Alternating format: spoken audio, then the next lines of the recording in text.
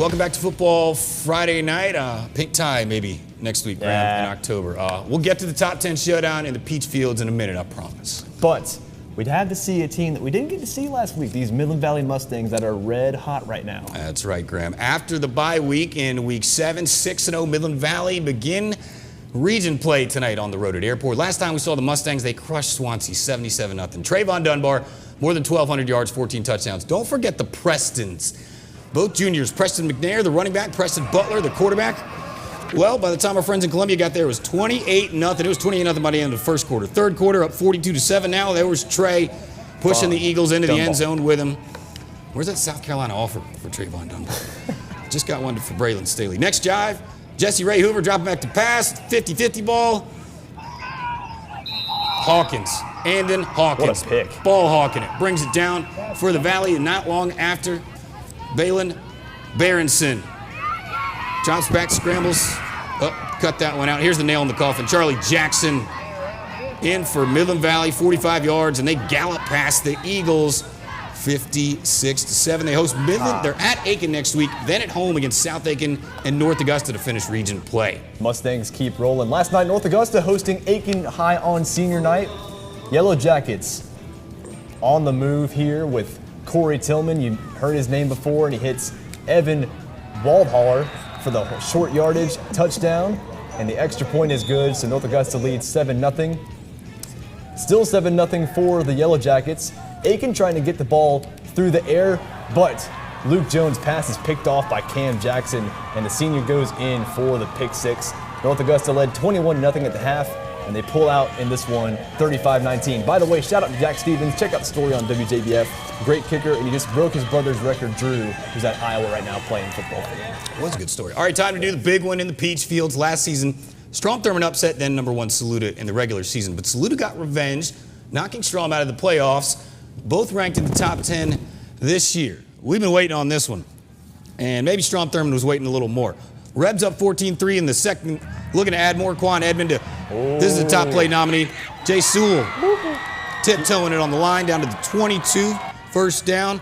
The catch and the feed in bounds. Later in the drive, Michael Blocker from the 4, 21-3, Rebs at the half. Third quarter, it's still all Strom Thurmond. Cam Black in from 10 out, 28-3. The route was on. I heard Shane Beamer was in the house, the Tennessee coach. Here's another top play nominee. Edmond to Demarius Tolan, 34-3. You want another one? Here it is.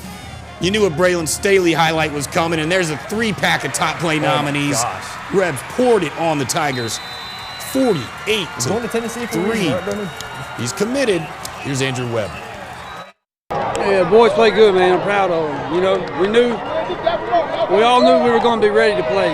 You know, we didn't want to let our excitement and our emotion affect our focus and our discipline. And, man, we played well. At all three phases, so proud of them. Strom Thurmond at Pelia next week. Saluda hosting Silver Bluff. Speaking of fourth-ranked Bulldogs, try not to overlook 2 and 4. Batesburg-Leesville is a rivalry game. Teams can show up. Hunter Casper, 24-yard field goal. Special teams. Silver Bluff leads 13-7. But bad Silver Bluff special teams on a punt led to this for Batesburg-Leesville. Tanner Watkins to Jaden Davis for the tutty, and they take the lead, 14-13, late third quarter, the Bluff.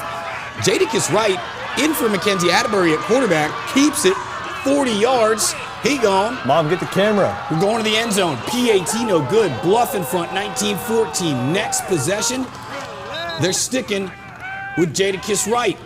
Works out real well. Rome Williamson, the tutty. 2-point conversion was good. Bluff went up 27-14. They win a tight one at home, 34-28 to hold serve with Strom Thurmond. There you go. Well, you mentioned Peeling a minute ago. They took on Fox Creek tonight. Both 0-1 in region play, 5 of the 6 teams in the region to make the playoffs. Fox Creek would drive it down inside the red zone. Michael Ray would knock it through for their only points of the night. But check this out. Ensuing kickoff, and returner breaks a couple tackles, jukes a few more, and he thinks he's free, but Fox Creek kicker Michael Ray puts on the burners and saves a touchdown. Shout out to the kicker on this one. But Peeling would win this one 21-3. And also in action tonight, Ridge Spring Minetta taking on number 6 Blackville Hilda. On the 5th play of their first drive, James Bosket hands off to Tim Morris for a 50-yard touchdown. All the way to the end zone goes number 15. PAT is no good, but Ridge Spring will lead. And for Blackville, second possession on their first play. This kid's a stud. Jaquel Holman breaks loose, 80 yards to the house. He gone. 2-point conversion is no good, but Blackville leads 8-6. PAT 2-point was good. It was good, excuse me. Ridge Spring punting. And watch what happens here. Unsuccessful. Special teams coming up with a big stop on defense. And what do they do with it? Jamari Williams passes to Tamari Daniels, who scores the touchdown. Blackville leads 14-6, and Blackville wins a high-scoring affair, 54-35. Let's look at some scores. By the way, Silver Bluff at Strom Thurmond in Week 10. Can't wait for that one. Bamberg Earhart big over Branchville, 62-7. Calhoun County, number 10 over Denmark-Olar, 28-14. Allendale Fairfax shuts out Bethune-Bowman, 36-0. And number 4 HKT comes back after that loss last week. Keeps rolling, HKT. They beat Willie Elko 51-0. Stick around. It was a barn burner in the 378 war on Game Night Live. We're talking overtime.